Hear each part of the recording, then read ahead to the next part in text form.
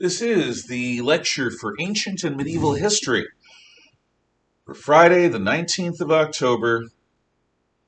Why do I keep saying October? For Friday, the 19th of March, 2021. Okay. So, last time we started talking about the first of the godlike emperors, Diocletian.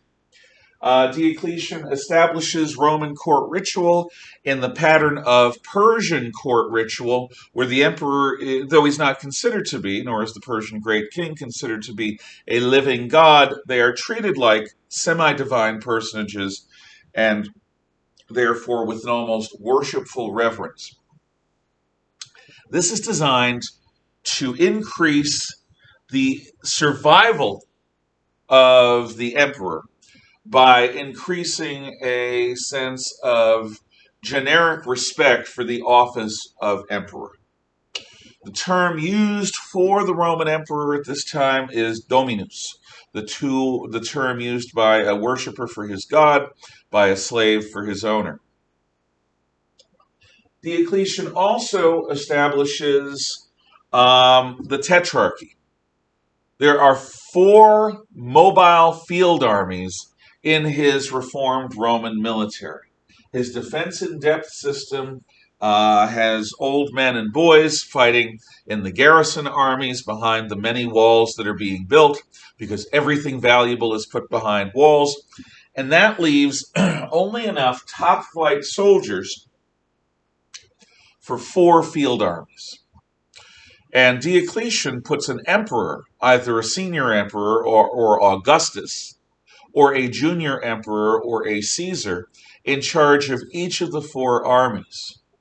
And the propaganda of the emperors clutching one another and holding their orbs or holding their swords, holding the whole weight of the world in their hands, or holding the means by which Rome will defend itself, but always clutched together, looking out into the middle distance, into a dangerous world, looking with trepidation but bravery. That is the tetrarchy, the rule of 4 emperors, 2 in the east, an Augustus and a Caesar, 2 in the west, an Augustus and a Caesar. This is designed to end the problems of Roman succession.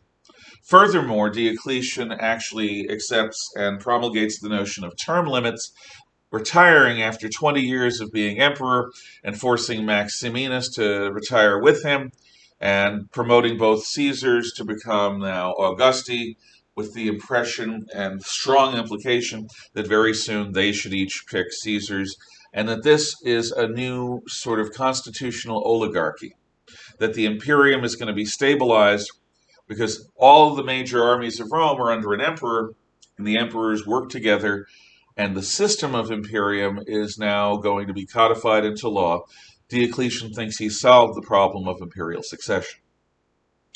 And the fact that he has used a logical and direct and forceful policy to do so is just the kind of man he is. It's an indication of the kind of fellow that Diocletian is. He also establishes wage and price controls, affixing value for every bit of labor done by free men in the Roman Empire and every product and service that might be bought within the Roman Empire. This is done to stymie hyperinflation.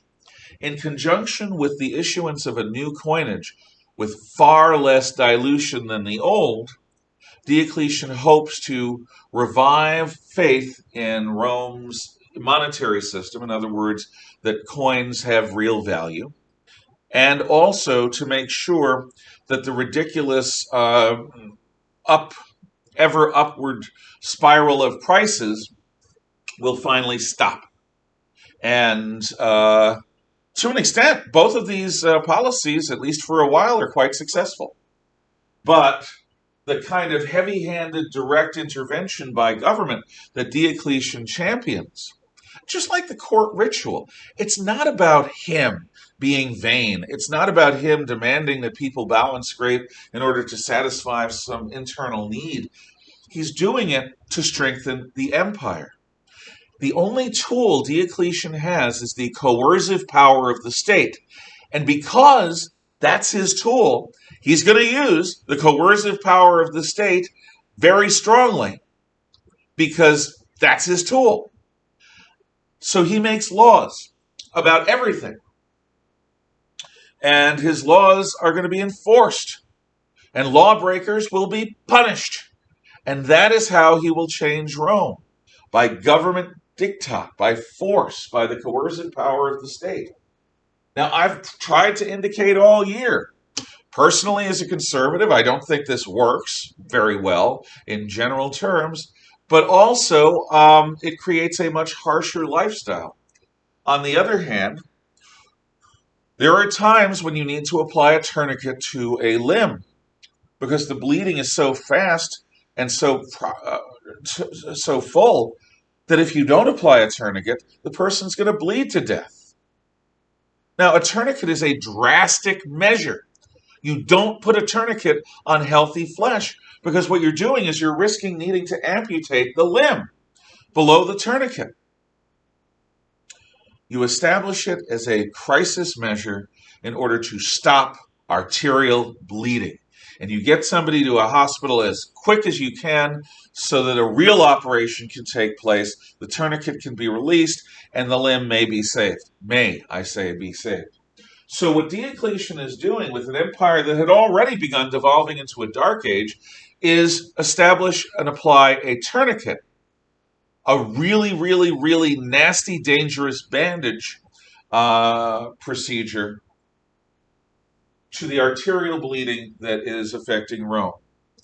The instability and security of the emperors by court ritual and the tetrarchy, the instability and insecurity of the economy, going back to barter. We're going to remake Rome's money. We're going to insist on wage and price controls. Diocletian and his methods are harsh, but they are effective and they end the crisis. But when Rome comes back, it's not the same Rome. At the height of the Vietnam War, my brother-in-law,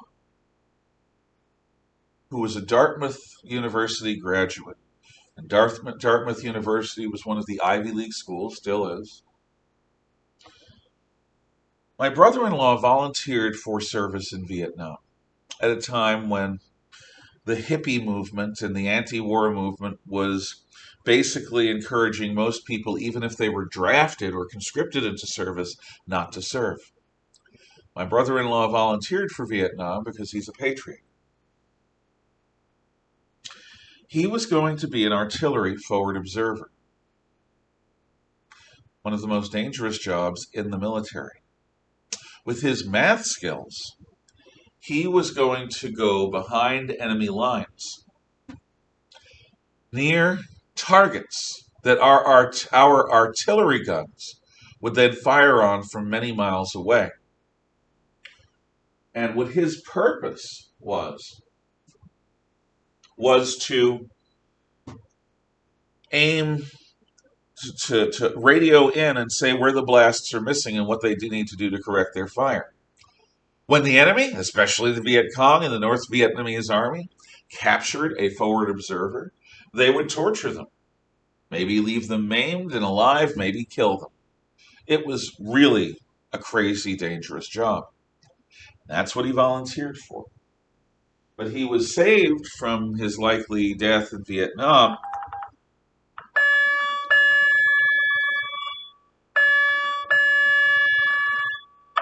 by a wound that he suffered in basic training. One of the things they teach you in Army basic training is what's called the Firemen Carry. How you alone can get under a body and lift it up and carry it off the field. It's the same carry that a single fireman would use if he's trying to rescue someone from a burning building. It requires a certain amount of technique and strength, and doing it with somebody like you, who's light and young, is much easier than doing it with somebody like me, who's old and solid and fat. So, my brother-in-law was this wiry young man, 150 pounds muscle, but not much, just a thin guy. and he was paired up with this 250-pound linebacker. So my brother is carried by the linebacker across the field like he's nothing. The guy runs. And then my brother-in-law picks up the linebacker and starts running back. He's already overwhelmed by this guy's mass and weight, and one of his legs goes into a gopher hole. The drill sergeant said that he heard the bone snap across the field. That's how loud it was. That was his major thigh bone. For the next 2.5 years, my brother-in-law is in Fort Leonard Wood's hospital, recovering from this wound. He can't serve in combat. He has a bum leg for the rest of his life. And they fill him so full of drugs, including anti-pain drugs, that it basically has a long-term effect on his nervous system. My brother-in-law is a brilliant fellow, but before this, he was very mild-mannered, calm, the kind of person that didn't get ruffled or rattled. After this, he developed a hair-trigger temper, which he still has. He's a nice man. He's a good man. He's a brave man. I'm proud of him. But he has a temper that gets the best of him. And it comes from this event. Not so much the wound, but the way that treatment was done for him, the kind of drugs they put into him, the kind of therapies they had. And I think that temper is going to be with him forever, for the rest of his life anyway. I guess what I'm saying is there are things in life that can change you, that turn you into a different person than you were before. My brother-in-law experienced that during his training for Vietnam. The wound likely saved him from death in the battlefield or torture at the hands of the enemy. But the wound has left permanent scars. 50 years later, Rome goes through something like that in the crisis. The solutions that Diocletian comes up with work, but they are harsh. They are incredibly difficult. They are oppressive, involving an intrusive and tyrannical government, telling everyone in the empire just how things are going to be. And when the government tells you just how things are going to be, your freedom is gone. There it goes. Bye-bye.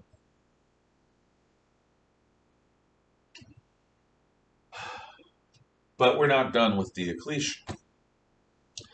Diocletian also motivates Romans against an enemy within that many people still blame for causing the ill fortune of the crisis and the world after the crisis. The Christians of the Roman world, which are now everywhere, in every province, in every city, in most every town, and in many, many, many, many families, the Christians are still seen as pacifists when Rome needs patriots to go to war. They're still seen as these weird cultists who steal children from their parents and steal sisters from their brothers and steal children from their, husbands from their wives. The Christians are still seen as these cannibalistic, sex fiend, unpatriotic enemies within.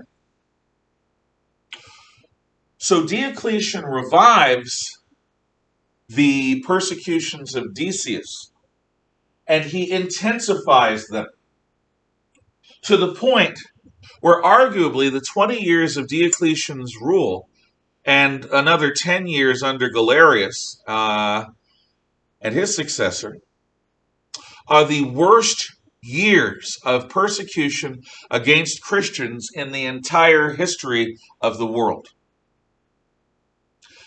The persecution of Diocletian is promulgated by a man who uses the power of the state, the coercive power of the state, very, very well. He knows how to apply power, make laws, enforce them, and punish lawbreakers.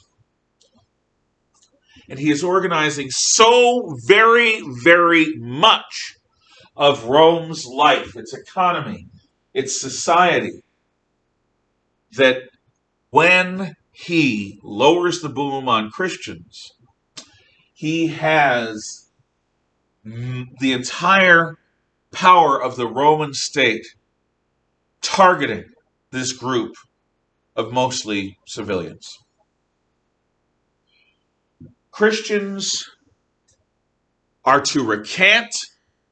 They are to recant publicly. They are to recant in a persuasive fashion. They are, by recanting, to say, I'm sorry, I was wrong, don't listen to what I said. Yep, they're to do all of that. And even then, they're going to be watched. And if they don't do that, they're going to be enslaved and sent to the worst duty in the empire, or they'll be killed outright. Unlike Decius, who never has the time to fully implement his policies, and during the crisis, the other persecutions were all limited by the fact that Rome is in a state of chaos. Unlike the persecutions under the good emperors or under Nero, which were all local provincial affairs, or only the city of Rome, but not even the whole province of Italy. This is a thorough persecution of all Christians in the known world within Rome's borders. And it works. Christian leaders are targeted especially because if you can get the pastor, the flock will follow. And if you break the pastor, you damage the flock. Worst persecution of Christians thus far in human history. Now that's Diocletian. But before we go on, I'm going to add what happens later.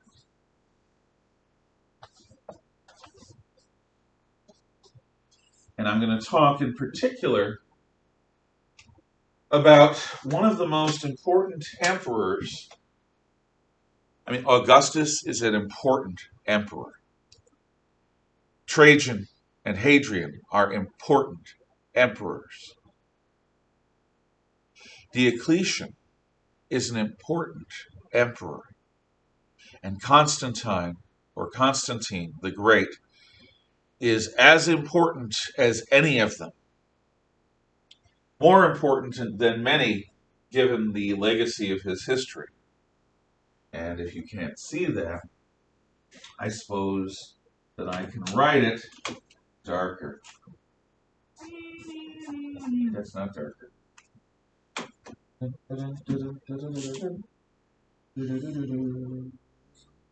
Constantine.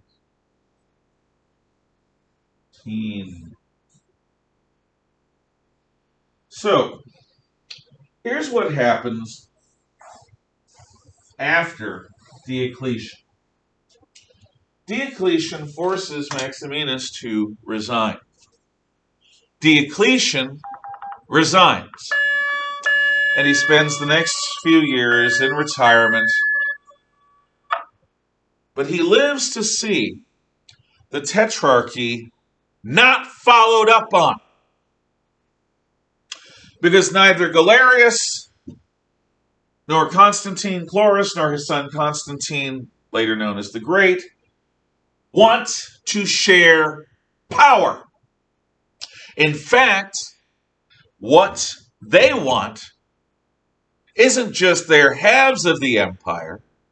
They want the whole enchilada. Enchilada? Imperiata? I don't know. They want the whole empire.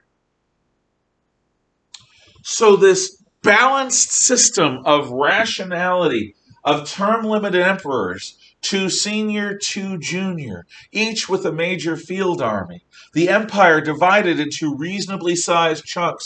All of that is now thrown up into the air because Diocletian's solution was too logical, or it required Diocletian to keep in force. Without the force of will of the Emperor Diocletian, and without his ability to send the army out to kill enemies and break their things, the Tetrarchy is going to fade and die. Now we have two emperors, one in the east, one in the west. Galerius continues the persecution of Christians. Constantine Chlorus and then his son Constantine the Great stop it. And they stop the persecution of Christians because Helena, wife of Constantine Chlorus, mother of Constantine the Great, she's a Christian herself. So Constantine, the emperor, the son of Constantine Chlorus, who inherits the Western Empire from him, has been raised by a Christian. Shh. So Constantine understands Christianity in a way that is different from most who don't have much personal experience with it.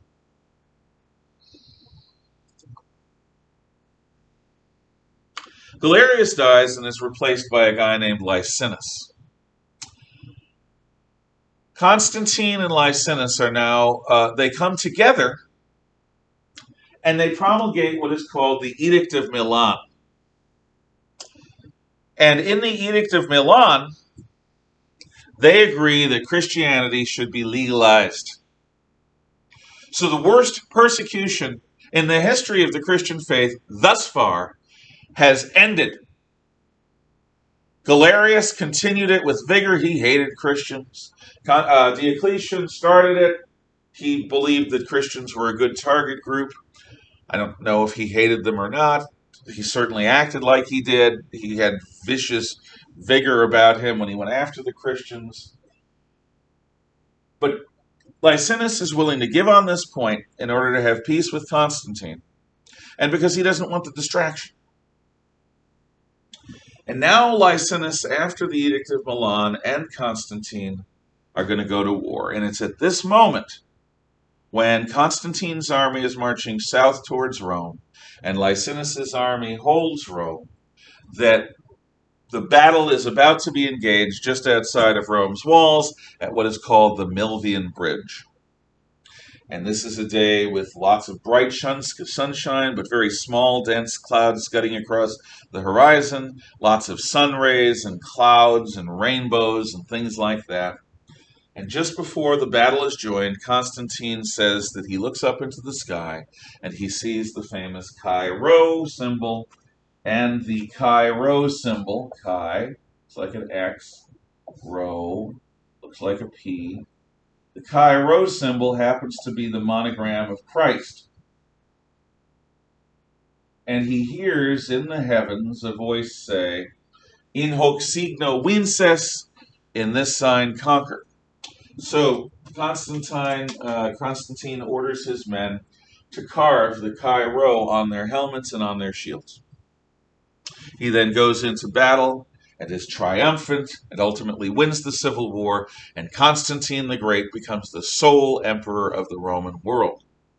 And what he wants to do is add the strength of Christianity to the strength of Rome's ailing empire.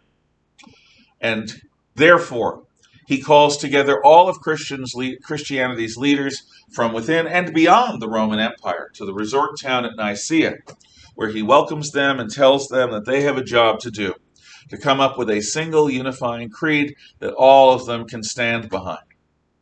It takes decades, but what is arrived at is the three-part Nicene Creed.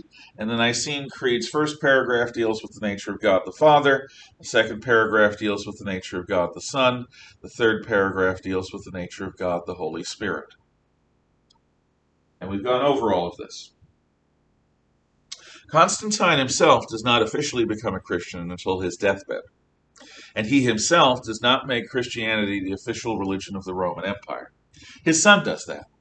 Constantine has set the stage for his son to make the empire Christian.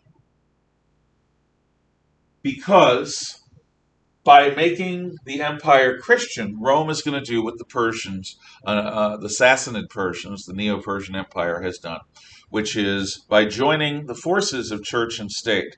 They did it with Zoroastrianism. Romans are doing it with Christianity. You strengthen both because they're mutually supporting. Usually there's a strong relationship between church and state. In this case, we now have a unity of church and state in the time of Constantine's son, where the Christian church backs up the Roman government, the Roman government backs up the Christian church. And for a while, it does strengthen the empire and revive its fortunes, for a while. But the other thing that Constantine does is just as important. You see, the church is important because as the Roman Empire ultimately comes to a fall, as that happens,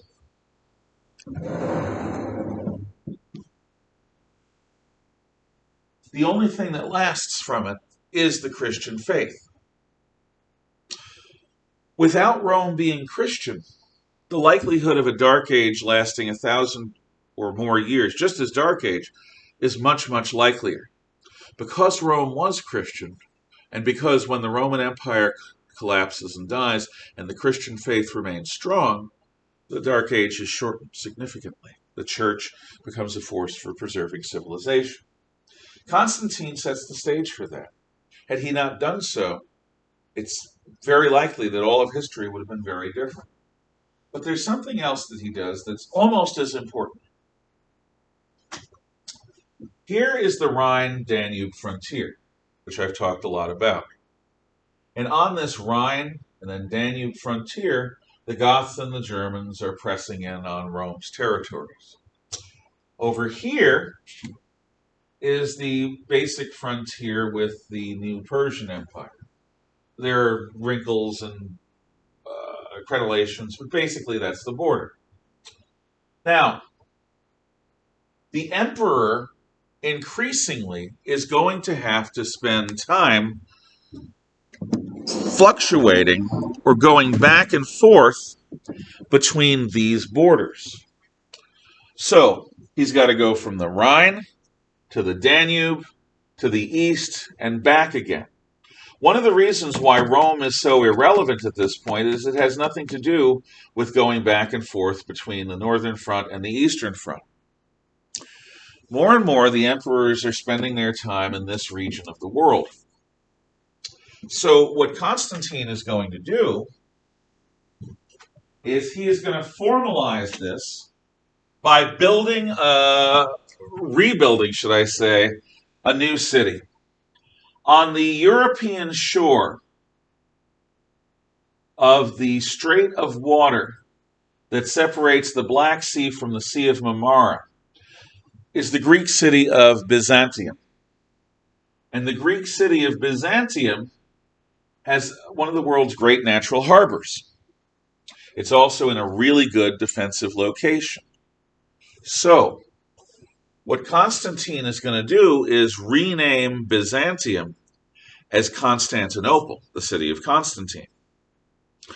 He is going to build massive walls, and he will fortify the harbors of his new city of Constantinople. He will build or begin a series of masterworks that will culminate ultimately in the most impressive building in Western civilization throughout the Dark Age period, the Hagia Sophia Cathedral. He will establish the basis of the Byzantine Empire, which will outlast the Western Roman Empire by 1,000 years throughout the entire Middle Ages. And the Byzantine Empire will be key in keeping the Muslims out of Europe by the most direct route. Without Constantinople, none of this would have happened. So what Constantine does is he takes the grain shipments that used to go to Rome, and they now go to Constantinople. Constantinople becomes the other capital, not even the second capital, the other capital of the Roman Empire. There's a Senate in Constantinople. There is the Roman government, more and more situated here in the capital of Constantinople. Rome becomes even more of a backwater. By establishing Constantinople, Constantine sets the stage for an Eastern Empire to survive the fall of the Western Empire by 1,000 years. And that's important. But also, by keeping the Muslims from invading Europe by the most direct route, Constantine saves Western civilization from Islamic civilization. As it is, when the Muslims attack, they have to go across North Africa and up through Spain and then into France. This is a much more direct and strong attack than this sort of reach around. Without Constantinople, this would have happened. Without the Eastern Roman or Byzantine Empire in the Middle Ages, this would have happened. So by establishing Constantinople as the heart of a reviving Eastern Roman Empire, Constantine sets not only the stage for the Christian survival into the Middle Ages, but he sets the stage for the survival of Western civilization also by creating a shield that protects the West from the Islamic world and its most direct attack route in. So Constantine, in his own way, is as key as Diocletian in ending the crisis and reviving the fortunes of Rome and changing Rome in order to make it, in order to prepare the way for what will become the survival of civilization into the next Dark Age. Now, geographically, not only is Rome eclipsed by Constantinople, increasingly as time goes on into the 4th century and 5th century, but remember the plague that killed Lucius Verus? Remember the fact that Rome's population is going to be smaller than it should be after that? Well, as the pressure on Rome's borders increases, the population problem that Rome has becomes more and more a big deal. So the solution arrived at by the later emperors is to allow barbarians to come into the empire as legal immigrants in return for serving in Rome's military. So, you have Germans and Goths who are being pressed by even more fearsome tribes farther east, away from Rome, and they decide, okay, I'll take a job in Rome's army. I will learn Latin because I have to. I will wear Roman gear because I'll be in the Roman army. It makes sense. I will fight in the Roman fashion, and I will earn Roman citizenship for myself and for my children, my sons, and I'll be able eventually to bring my wife in and we'll be able to live in the Roman fashion. So I become an immigrant to the Roman Empire, the early barbarian mercenary says, and I will become somewhat Romanized. I will certainly fight in the Roman fashion. So that becomes normal. More and more, Rome's armies are staffed by physically Germans and Goths. Culturally, these Germans and Goths are newly minted Romans. But as the empire gets weaker later in the 4th century, we're talking 60, 80, 100 years after Constantine, the Germans and Goths begin to develop a sense of how much Rome needs them. Not only to face their cousins across the Rhine and Danube, but against the Persians and to keep the peace and to enforce all of these imperial edicts and laws.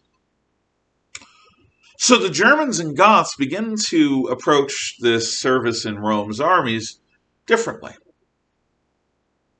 You know what, Romans? I didn't come to you for a job. You came to me for a job. You want me to fight for you and maybe die for you. Well, you know what? I might accept. But all of this learning Latin stuff, forget about it. I'll fight under my own chieftain. He'll do a deal with you. He will have advisors that speak both Latin and our language. So I'm not going to learn Latin, nor is anyone in my tribe. You deal with our chief. He brings us all in.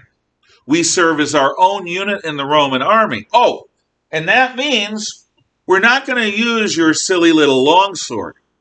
No, we're going to use our spada, your silly little short sword, your gladius. We're not going to use that. We're going to use, see how I fixed that? Our spada, our longsword. And we're not going to use your big, ridiculous rectangular shield. We're going to use a small and medium-sized round shield. So now we're going to fight with longsword and medium-sized shield, or maybe an axe. Just the way Germans and Goths always fight. We're going to not wear your silly, sissy armor. We're going to wear our own armor.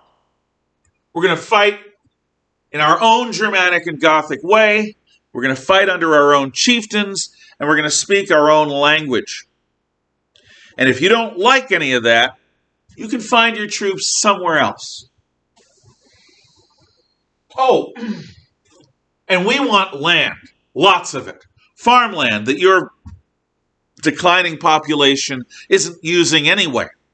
We want land, good land, as a reward for our service. Oh, those who came before us might have been willing to wait until their period of service ended before they got land, but they were also willing to learn Latin and wear your silly uniform. We want land now, so that our women and children can grow up inside this empire we're defending. We want a chunk of land. And on that chunk of land, we're not going to follow your laws. We're going to have our own laws. It will be like our own little piece of the Roman Empire that you will give us in return for our service. And again, if you don't like it, take a hike. Go find someone else to fight your wars. So now, the German and Gothic barbarians, who have become instrumental in Rome's defense, are setting terms for their service that involve them remaining outside of Rome. They're not going to Romanize. They are not going to harmonize with the rest of the empire. They're going to remain separate. This is like allowing immigrants to come into this country and not learn English and not learn to adapt to American mainstream society, to create a permanent ghetto where if you come in there, you're taking a risk. Europe has made this mistake, with the consequence that there are regions of Europe, just outside of Paris and just outside of London. Well, the ones outside of London are called Londonistan. They are Islamic regions where Sharia law is practiced, where if you are not Islamic or from that neighborhood, you don't go. Because if you go, they will not treat you well. These neighborhoods of unincorporated, unacculturated Arabs and Muslims living in European cities have been the source of riots and social disaster for Europe for the last 10, 20, 30, 40, 50 years, depending upon how you want to count it. Yes, there are people living in France and Germany whose great-grandparents came in the 1950s, who still don't have a command of the French or German language, who don't think of themselves as German, and who live in this little world surrounded by France or Germany, but this little world is just like the old country. That's a bad idea. You cannot have e pluribus unum, or a melting pot, or any kind of multicultural society when you allow people to live in ghettos where they don't have to adapt to the wider culture. What you're doing is you're condemning children that grow up that way to remain ghettoized, isolated, poor, dependent on other people's aid, and resentful of the society that took them in the first place. This is happening now in a variety of places in Europe and America, and it has happened before, and it happened in the later Roman Empire under the Dominating. Because as these German and Gothic tribesmen are allowed to come in under their own chiefs, with their own weapons, with their own laws, to take over sections of Rome's border regions, those regions become not part of Greater Rome. They become new German kingdoms inside of Rome. Ultimately, that's where it's leading. It's the same problem. If people are not willing to fight for their freedom, and they pay other people to do it for them, sooner or later, the people who get paid are going to realize that the people who pay them are at their mercy. And then everything's going to change. And that is one of the things that happens that's going to lead to the long-term fall of the Roman Empire. Another thing is that after Constantine the Great, there's only one other emperor, well, there are two other emperors that really run a unified empire. For the most part, with the exception of Julian the Apostate, who doesn't rule for very long and tries to repaganize the empire and fails, and Theodosius the Great, who rules about 90 years after Constantine.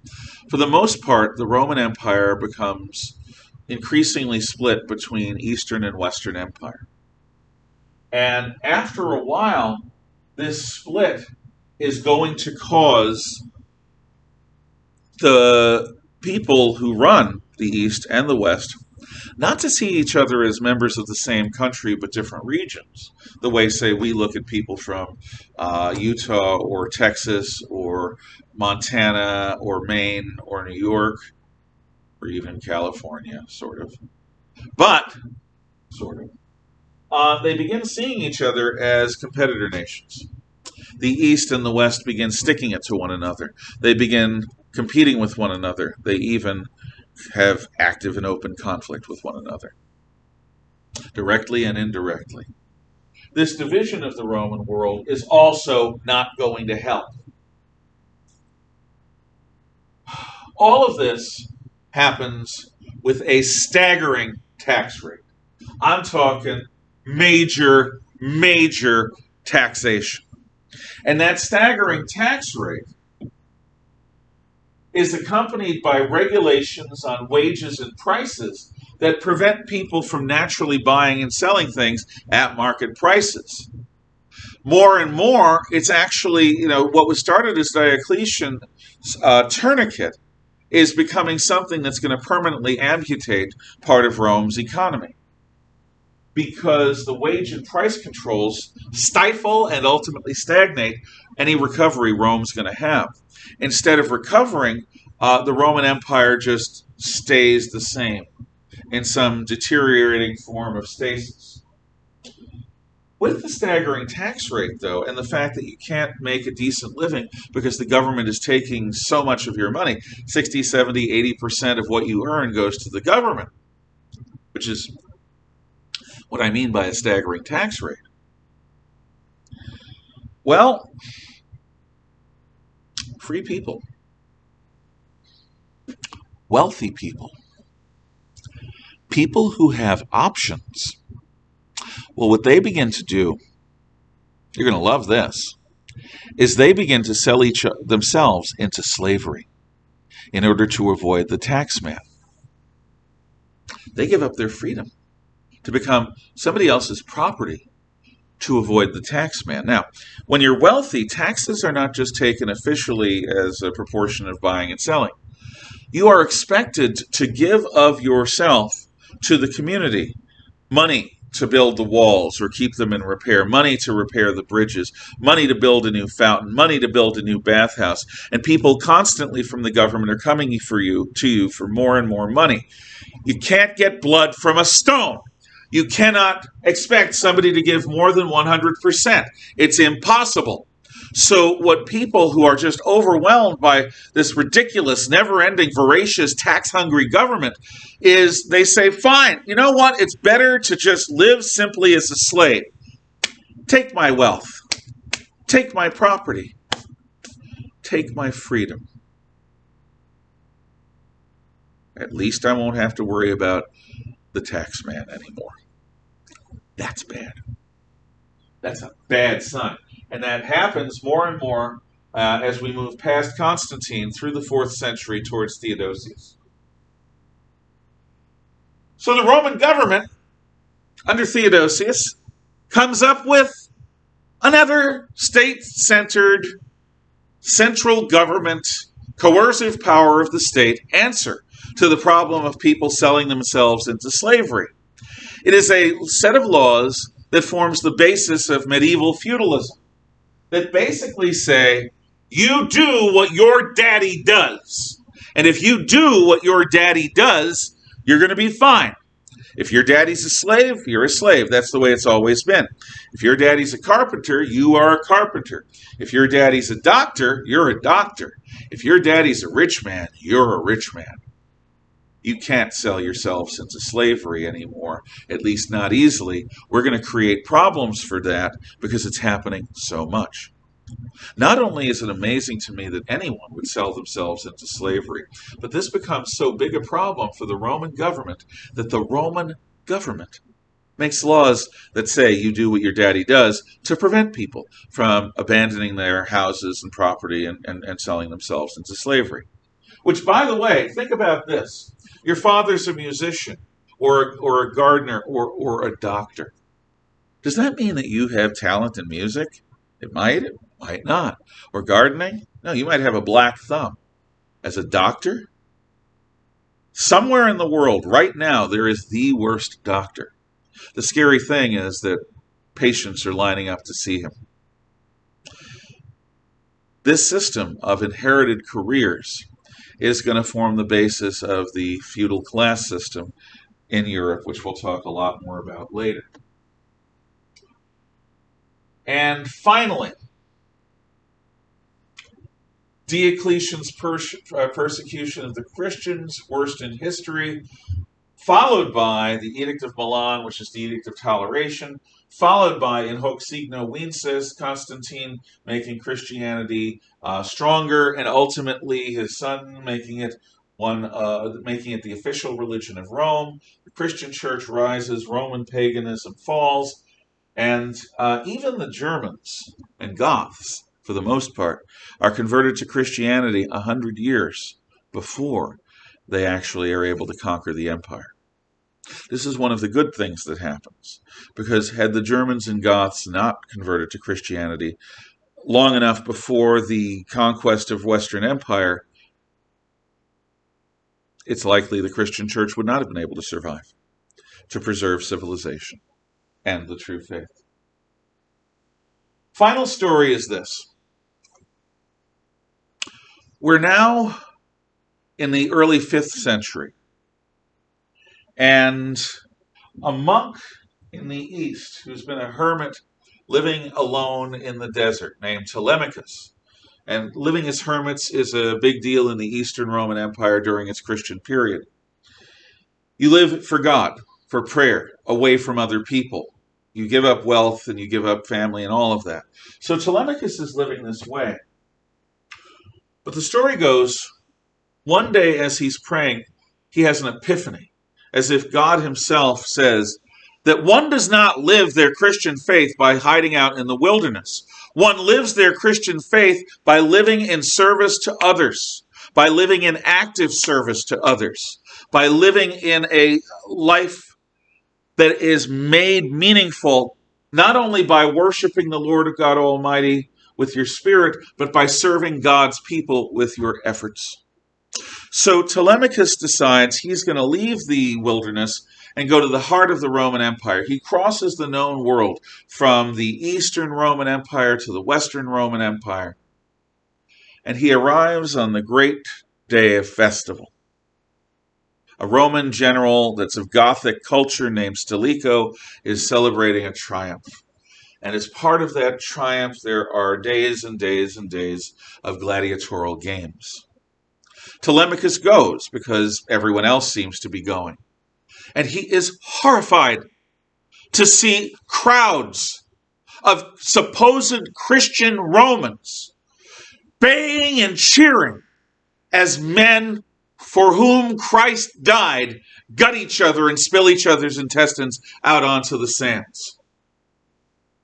Without thinking, a bit like the man who ran in front of the tanks on the morning of the Tiananmen Square massacre, Telemachus, before he probably realizes it, is out of his seat, down the arena, jumps into the arena, and actually gets between two gladiators as they're about to fight, shouting at the top of his lungs, "Stop! Is this what Christians should be doing? Think about what you're doing." And the crowd sees this crazy old man with wild hair and unkempt robes, this beggar bum, getting in the way of their entertainment. And they shout for his blood. And the master of the games looks around and, reading the mood of the crowd, he nods at one of the gladiators who kills Telemachus right there. As Telemachus drops off of that gladiator's sword, the Colosseum goes silent. You could hear a pin drop. It's as if it took Telemachus' death to show the crowd what they were cheering for. What they were cheering for is human beings being forced to murder one another for their entertainment. They left, and the games stopped, and they never revived in Rome. That's how the gladiator games come to an end, with the death of the monk Telemachus. And the horrific, shameful, never say shame doesn't have its place in life or in history. Shame helps us realize when we've done something wrong and hopefully gives us the incentive to stop doing it. So, we will pick up with the Dominate on Monday, talking about how we approach the decline and fall of the Roman Empire. Remember, you've got a chapter survey due Monday also, and also there's going to be a Baker quiz. There always is when you have a chapter survey due. Have a great weekend. Take care.